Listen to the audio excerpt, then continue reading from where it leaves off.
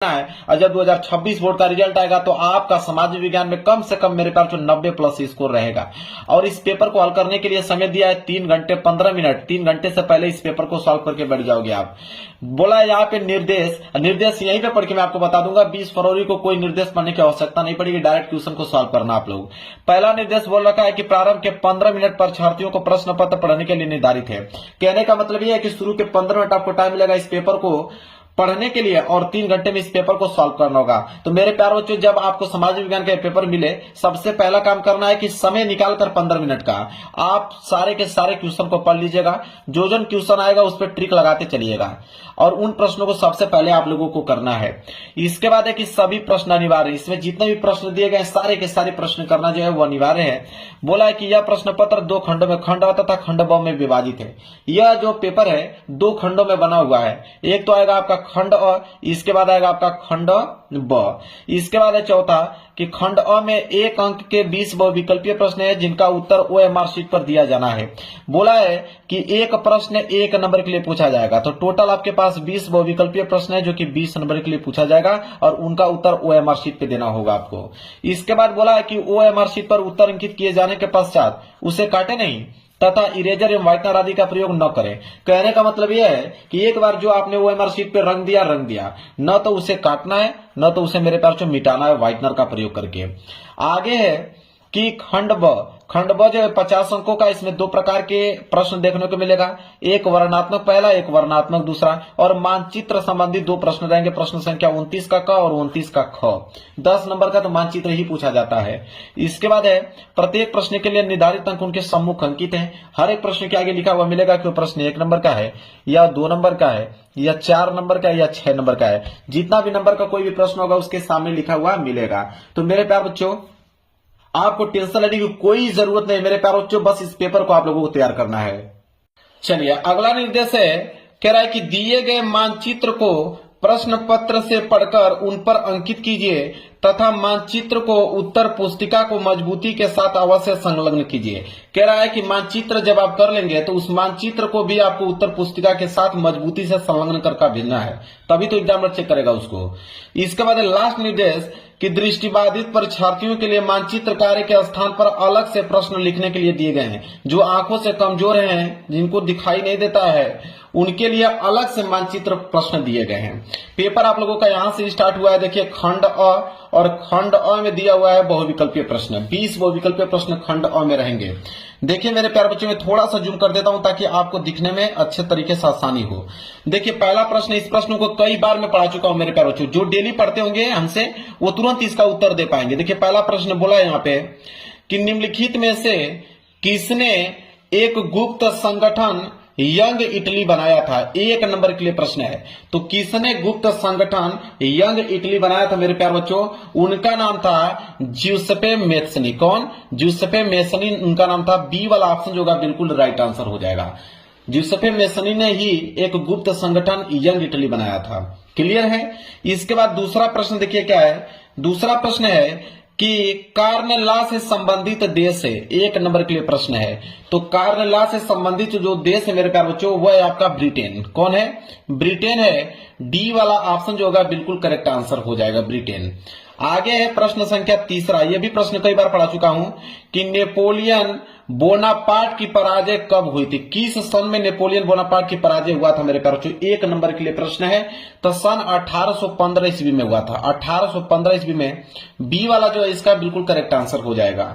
इसके बाद आएगा प्रश्न संख्या 4। कह रहा है कि महामंदी का सबसे बुरा असर पड़ा। कई बार इस प्रश्न को भी पढ़ा चुका हूं।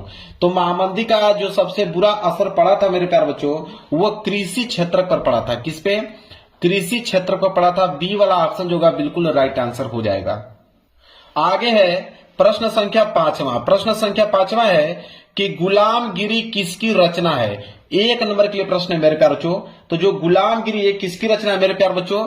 वह है आपका ज्योतिबा फुले की, ज्योतिबा बाई फुले की। ए वाला ऑप्शन जो है बिल्कुल राइट आंसर हो जाएगा। इसके बाद है अगला प्रश्न।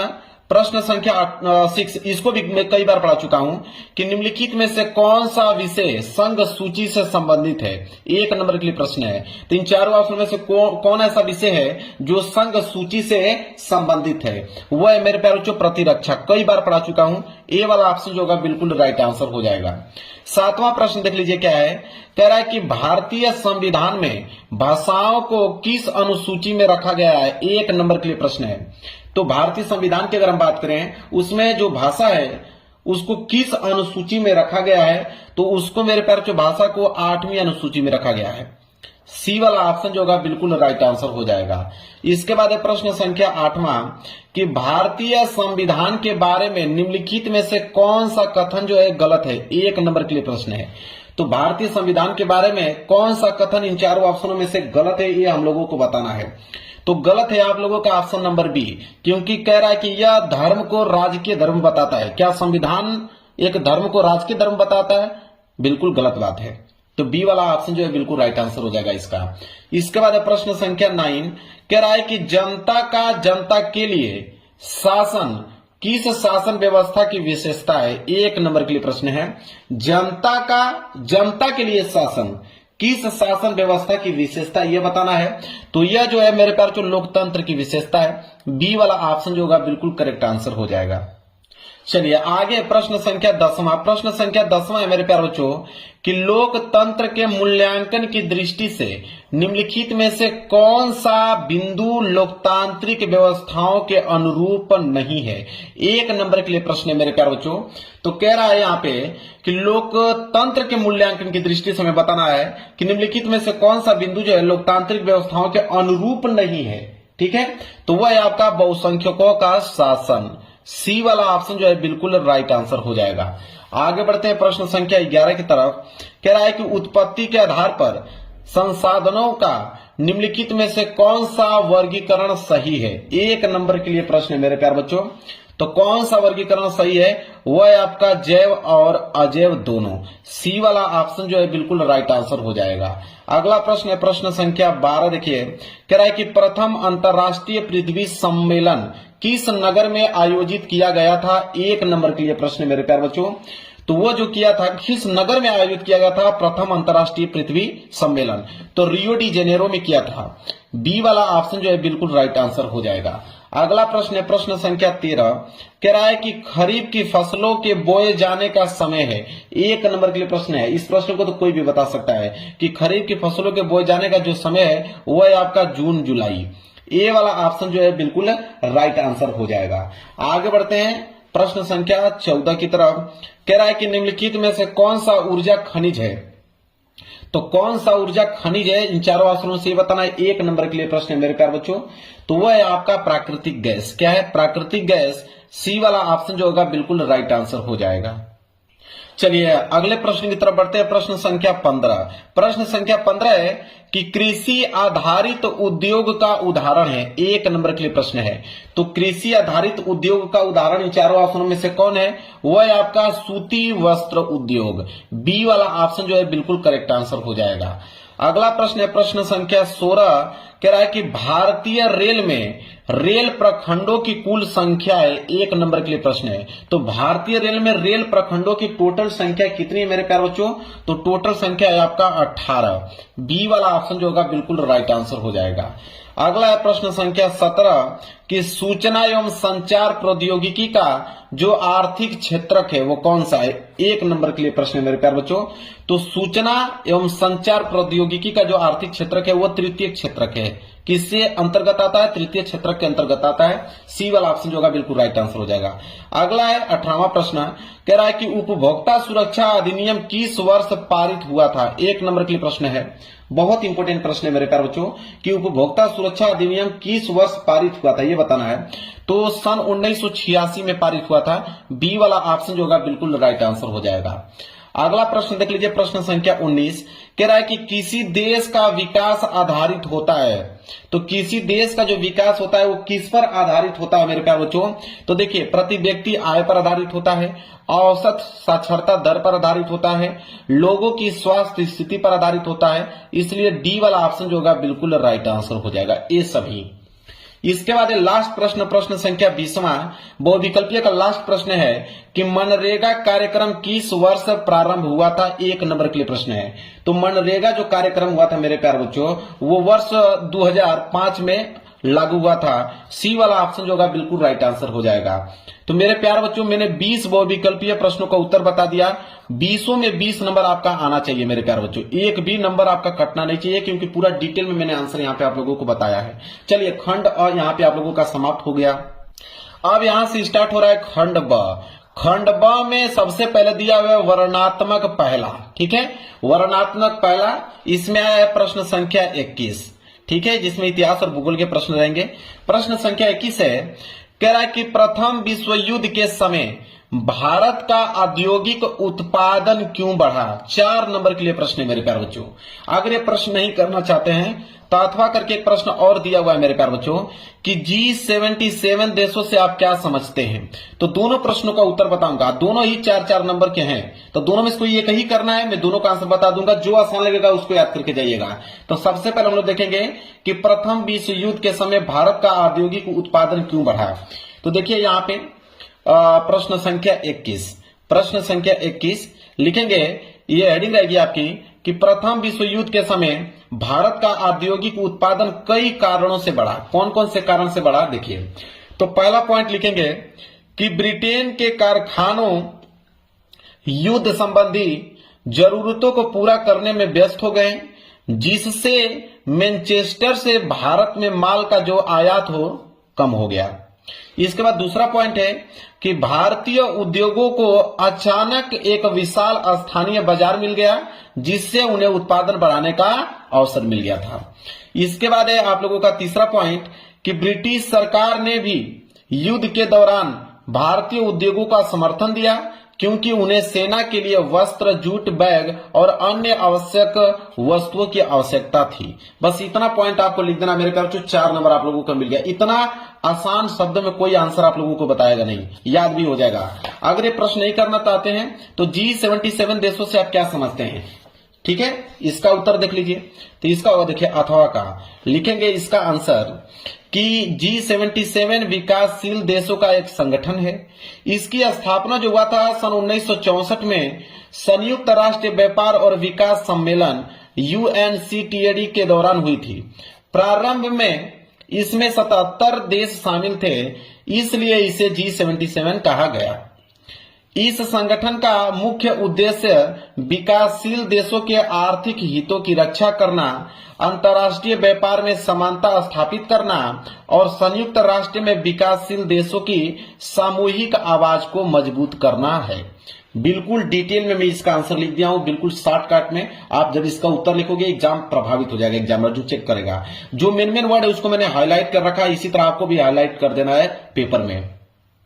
इसके बाद है प्रश्न संख्या 22। देखिए प्रश्न संख्या 22 है कि लोकतंत्र शासन की अन्य व्यवस्थाओं से बेहतर है, स्पष्ट कीजिए। कह रहा है कि लोकतंत्र जो शासन है वो अन्य व्यवस्थाओं से कैसे बेहतर है, यह बताना है। 4 नंबर मिलेगा।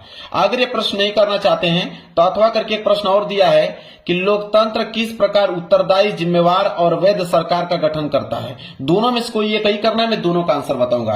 पहले हम लोग ये वाला देख लेते हैं कि लोकतंत्र शासन अन्य व्यवस्थाओं से बेहतर है कैसे, ये बताना है। तो देखिए इसका उत्तर लिखेंगे हम लोग।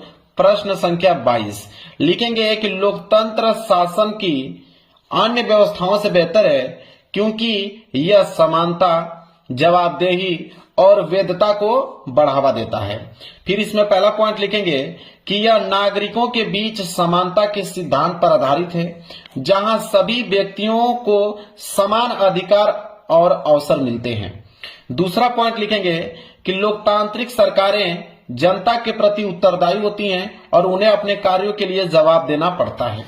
इसके बाद लिखेंगे तीसरा पॉइंट कि यह एक वैध सरकार का गठन करता है जो लोगों द्वारा चुने गए प्रतिनिधियों के माध्यम से शासन करती है, जिससे शासन को वैधता मिलती है। बस इतना ही पॉइंट आपको लिखना है मेरे प्यारे बच्चों। 4 नंबर आपके कंप्लीट हो गए। अगर ये नहीं करना चाहते हैं तो ये वाला प्रश्न आप कर लीजिए कि लोकतंत्र किस प्रकार उत्तरदायी, जिम्मेवार और वैध सरकार का गठन करता है। तो देखिए इसका आंसर हम लोग लिखेंगे मेरे प्यारे बच्चों अथवा का। देखिए अथवा का आंसर है, लिखेंगे पहला इसमें कि लोकतंत्र में सरकार नियमित, स्वतंत्र और निष्पक्ष चुनाव के माध्यम से बनती है, जिससे सरकार जनता के प्रति उत्तरदायी होती है। दूसरा पॉइंट लिखेंगे कि सरकार को संसद विधानसभा के प्रति जवाबदेह होना पड़ता है और उनके कार्यों पर निगरानी रखी जाती है। तीसरा पॉइंट लिखेंगे कि लोकतंत्र में शासन संविधान और कानून के अनुसार चलता है, जिससे सरकार जिम्मेदार बनती है। इसके बाद चौथा है कि जनता की सहमति और समर्थन से बनी सरकार को हम लोग वैधता प्राप्त होती है। ठीक है, यहाँ पे मैंने 4 पॉइंट लिखा है, बस इतना ही पॉइंट 4 पॉइंट आपको लिख देना है। 4 नंबर आपको मेरे ख्याल से यहाँ पे मिल जाएगा। तो प्रश्न 22 का मैंने दोनों बता दिया। अब आएंगे प्रश्न संख्या 23। प्रश्न संख्या 23 है कि वैश्वीकरण से आप क्या समझते हैं? भारतीय उद्योगों पर इसके प्रभाव का उल्लेख कीजिए। ठीक है, तो वैश्वीकरण से आप क्या समझते हैं? 2 नंबर इसमें मिलेगा, और भारतीय उद्योगों पर इसके प्रभाव का उल्लेख करेंगे तो 2 नंबर इसमें मिलेगा। टोटल 4 नंबर मिलेगा। अगर ये प्रश्न नहीं करना चाहते हैं तो अथवा करके प्रश्न और है कि भारत में रेल परिवहन के विकास पर प्रकाश डालिए, भी 4 नंबर है। तो दोनों में से कोई एक ही आपको करना है, मैं आंसर दोनों को बताऊंगा। पहले हम लोग देख लेते हैं कि वैश्वीकरण से आप क्या समझते हैं? भारतीय उद्योगों पर इसके प्रभाव का उल्लेख कीजिए। पहले इसका हम लोग आंसर देख लेते हैं। तो देखिए, इसका उत्तर लिखेंगे प्रश्न संख्या 23 लिखेंगे कि वैश्वीकरण जो है वह विभिन्न देशों के बीच आर्थिक, सामाजिक और सांस्कृतिक एकीकरण की प्रक्रिया है, जिसमें हम लोग पहला पॉइंट लिखेंगे कि भारतीय उद्योगों पर इसका प्रभाव जो है सकारात्मक और नकारात्मक दोनों रहा है।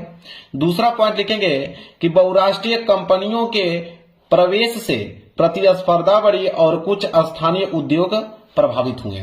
तीसरा पॉइंट लिखेंगे, हालांकि इसने भारतीय कंपनियों को वैश्विक बाजार तक पहुंच प्रदान की और निर्यात के अवसर जो है वह बढ़ाए।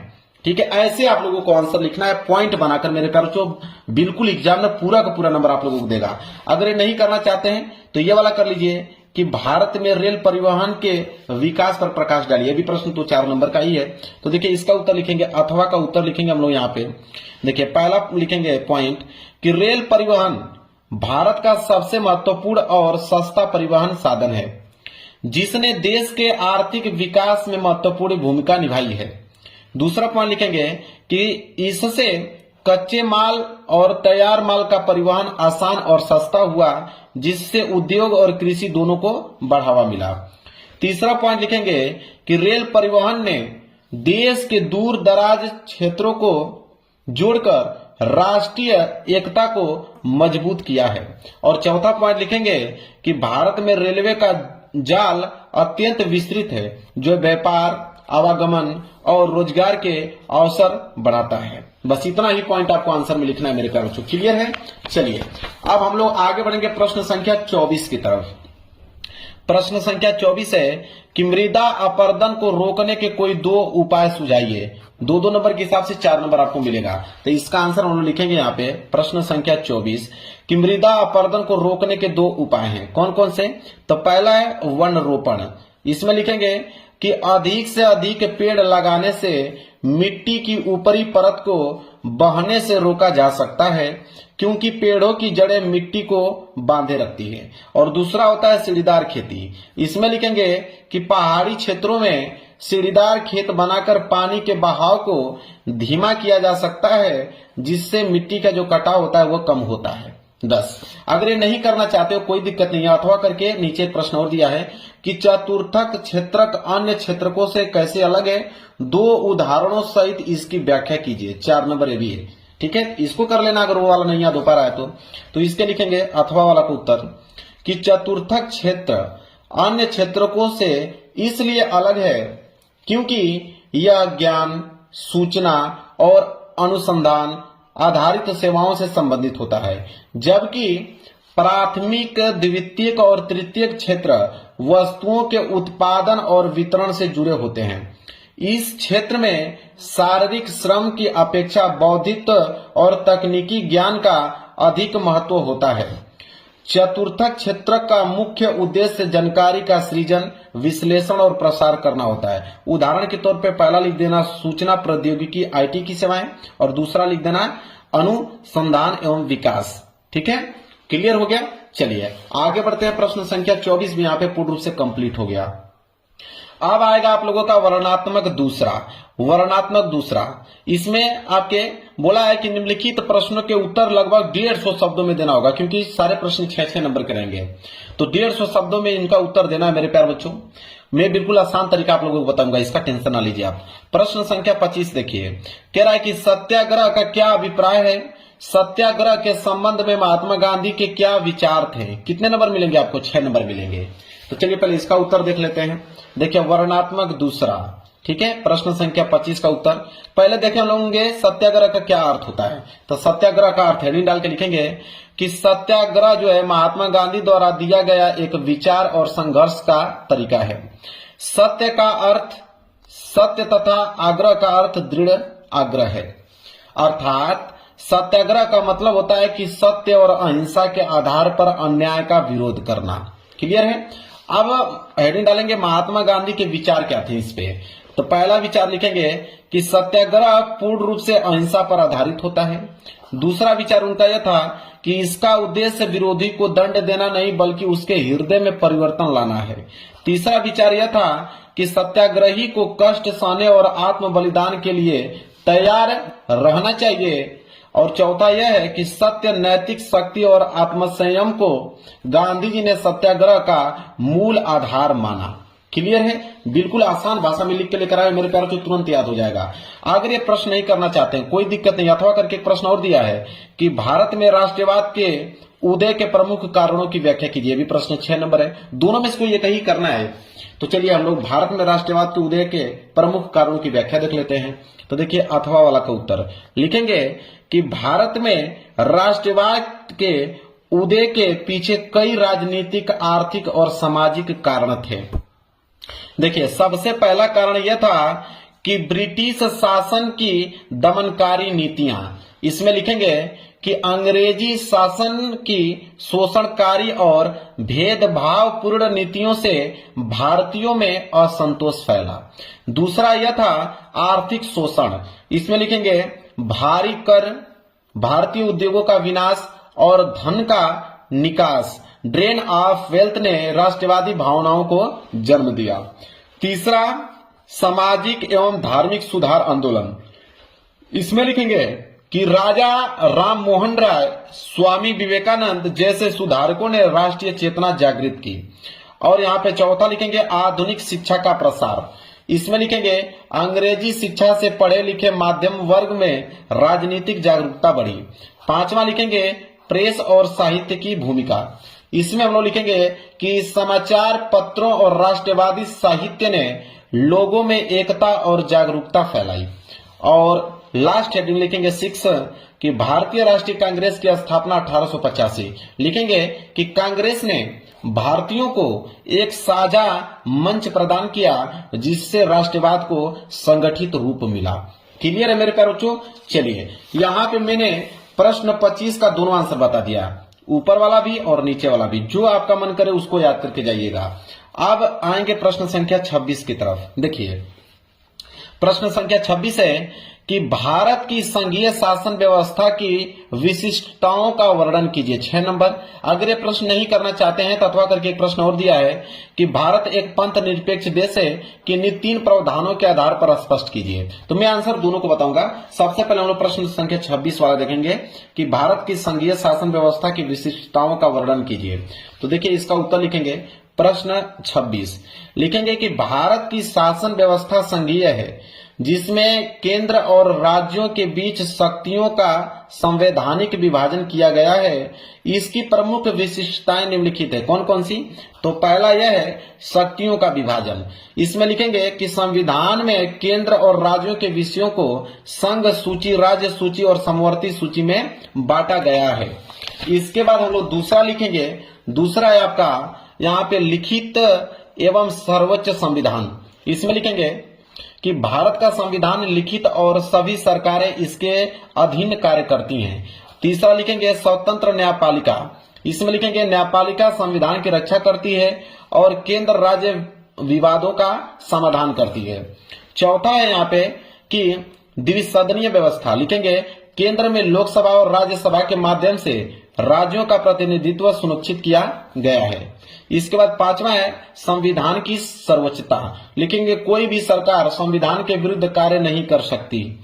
इसके बाद 6 पॉइंट लिखेंगे एकता के साथ विविधता। लिखेंगे संघीय जो व्यवस्था है देश की एकता बनाए रखते हुए क्षेत्रीय विविधताओं को मान्यता देती है। चलिए अगर ये प्रश्न नहीं करना चाहते हैं तो ये वाला कर लीजिए कि भारत एक पंथ निरपेक्ष देश है कि इन 3 प्रावधानों के आधार पर स्पष्ट कीजिए। तो देखिए इसका उत्तर हम लोग लिखेंगे अथवा करके लिखेंगे कि भारत एक पंथ निरपेक्ष देश है।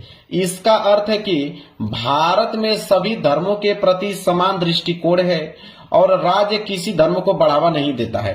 इनके 3 प्रावधान है, कौन कौन? पहला है धर्म की स्वतंत्रता, अनुच्छेद 25 से लेकर 28 तक। लिखेंगे सभी नागरिक अपने धर्म का पालन और पूजा अर्चना स्वतंत्र रूप से कर सकते हैं। इसके बाद दूसरा है समानता का अधिकार, जो कि अनुच्छेद 14 से लेकर 15 तक है कि राज्य किसी भी व्यक्ति के धर्म के आधार पर भेदभाव नहीं कर सकता है। तीसरा है राज्य का धर्म निरपेक्ष दृष्टिकोण, अनुच्छेद 28 से लेकर 51A।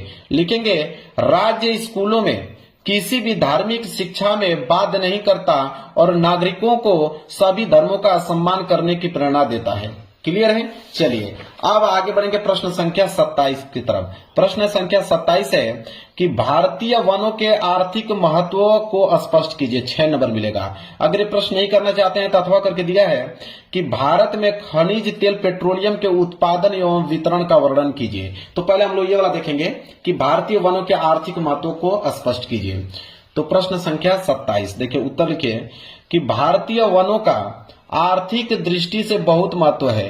ये न केवल रोजगार और आय का स्रोत है बल्कि उद्योगों के लिए आवश्यक कच्चा माल भी प्रदान करते हैं। हेडिंग है आर्थिक महत्व। पूछा था ना आर्थिक महत्व। लिखेंगे पहला वन उत्पाद। वन उत्पाद में लिखेंगे कि वनों से लकड़ी, ईंधन, रबर, गोंद, ताड़ और अन्य उपयोगी उत्पाद प्राप्त होते हैं जो घरेलू और औद्योगिक कार्यों में काम आते हैं। दूसरा लिखिएगा औद्योगिक कच्चा माल। इसमें लिखिएगा वनों से प्राप्त कागज, रबर, दवा, रंगाई और अन्य कच्चा माल उद्योगों में उपयोग होता है। तीसरा है रोजगार। लिखिएगा कि वनों में लकड़ी काटने, वन उत्पाद इकट्ठा करने, पर्यटन और वन उद्योगों में लोगों को रोजगार मिलता है। इसके बाद चौथा लिखिएगा राष्ट्रीय आय। लिखिएगा वन उत्पादों की बिक्री और पर्यटन से सरकार को राजस्व मिलता है जिससे राष्ट्रीय आय में योगदान होता है। इसके बाद पांचवा लिखिएगा अन्य लाभ। लिखिएगा वनों से उत्पादों के निर्यात से विदेशी मुद्रा आती है और ग्रामीण अर्थव्यवस्थाएं जो मजबूत होती है। क्लियर है? अगर ये प्रश्न नहीं करना चाहते हैं तो ये वाला कर लीजिएगा कि भारत में खनिज तेल पेट्रोलियम के उत्पादन एवं वितरण का वर्णन कीजिए। चलिए इसका आंसर आप कैसे लिखिएगा? देखिए अथवा करके इसका आंसर लिखना चालू कीजिएगा कि भारत में खनिज तेल पेट्रोलियम का उत्पादन और वितरण बहुत महत्वपूर्ण है। पेट्रोलियम मुख्य रूप से असम, गुजरात, महाराष्ट्र और कर्नाटक में पाया जाता है। इसके बाद लिखिएगा उत्पादित तेल को रिफाइनरियों में भेजकर पेट्रोल, डीजल, केरोसिन आदि में बदला जाता है। इसके बाद पाइपलाइन, रेलवे और टैंकरों के माध्यम से विभिन्न हिस्सों में पहुंचाया जाता है। पेट्रोल पंपों के जरिए आम जनता और उद्योगों तक यह तेल जो है उपलब्ध होता है। फिर लिखिएगा पेट्रोलियम उद्योग रोजगार और आर्थिक विकास में योगदान देता है और भारत की ऊर्जा सुरक्षा सुनिश्चित करता है। क्लियर है? चलिए आगे प्रश्न संख्या 28। प्रश्न संख्या 28 है कि आर्थिक विकास में ऋण की भूमिका का विश्लेषण कीजिए। 6 नंबर। अगर ये प्रश्न नहीं आता है आपको तो अथवा करके एक प्रश्न और दिया है कि भारत में उपभोक्ता आंदोलन का परिचय दीजिए। ये भी 6 नंबर का है। तो पहले हम लोग ऊपर वाला देखते हैं कि आर्थिक विकास में ऋण की भूमिका का विश्लेषण कीजिए। तो देखिए इसका उत्तर लिखेंगे प्रश्न संख्या 28 का कि आर्थिक विकास में ऋण की भूमिका बहुत महत्वपूर्ण है। ऋण के माध्यम से सरकार, उद्योग और किसान अपनी आर्थिक गतिविधियों को बढ़ाते हैं और विकास की दिशा में काम करते हैं।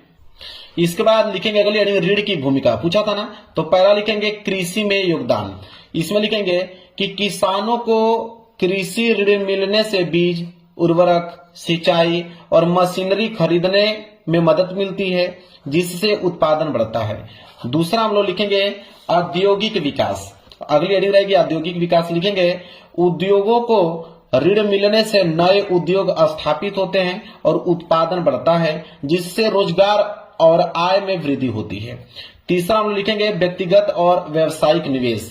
इसमें लिखेंगे ऋण से लोग घर, व्यापार या शिक्षा में निवेश कर सकते हैं, जिससे आर्थिक गतिविधियां बढ़ती हैं। और चौथा यहाँ पे आर्थिक सुधार और विकास। लिखेंगे सरकार ऋण का उपयोग सार्वजनिक परियोजनाओं, बुनियादी ढांचे और सामाजिक विकास योजनाओं में करती है, जिससे समग्र आर्थिक विकास को बढ़ावा मिलता है। क्लियर है?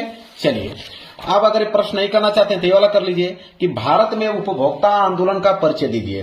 तो देखिए इसका आंसर हम लोग कैसे लिखेंगे, इसका आंसर होगा अथवा का। लिखेंगे कि भारत में उपभोक्ता आंदोलन का उद्देश्य उपभोक्ताओं के अधिकारियों की सुरक्षा करना और उनके हितों की रक्षा करना है। यह आंदोलन उपभोक्ताओं का शोषण और दोषपूर्ण वस्तुओं से बचाने में मदद करता है। हेडिंग डालेंगे परिचय। परिचय में यहाँ पे पहला पॉइंट लिखेंगे कि उपभोक्ता आंदोलन 1960 से लेकर 1970 के दशक में शुरू हुआ, जब उपभोक्ताओं ने अपने अधिकारियों की सुरक्षा के लिए संगठित होना शुरू किया। इसके बाद दूसरा लिखेंगे कि भारत में 1986 में उपभोक्ता संरक्षण अधिनियम लागू किया गया, जिसने उपभोक्ताओं की कानूनी सुरक्षा दी। तीसरा पॉइंट लिखेंगे कि उपभोक्ता संगठन और अदालतें उपभोक्ताओं की बेईमानी, नकली उत्पाद और अधूरी सेवाओं से बचाने में सक्रिय है। इसके बाद लिखेंगे इस प्रकार भारत में उपभोक्ता आंदोलन ने उपभोक्ताओं को सशक्त बनाया और उनके अधिकारियों की रक्षा सुनिश्चित की है। क्लियर है मेरे प्यारे बच्चों? इसका भी आंसर मैंने पूर्ण रूप से डिटेल में, वो भी सिंपल वर्डों में आंसर लिख के लेकर आया है, ताकि आपको आसानी तरीके से मेरे प्यारे बच्चों याद हो पाए। अब आया मेरे प्यारे बच्चों मानचित्र संबंधित प्रश्न। आपको एक मानचित्र मिलेगा, प्रश्न संख्या 29 का क। देखिए बोला है कि निम्नलिखित स्थानों को भारत के दिए गए मानचित्र पृष्ठ संख्या 13 पर इस चिन्ह द्वारा नाम सहित दर्शाइए। सही नाम तथा सही अंकन पे आधे आधे अंक निर्धारित हैं।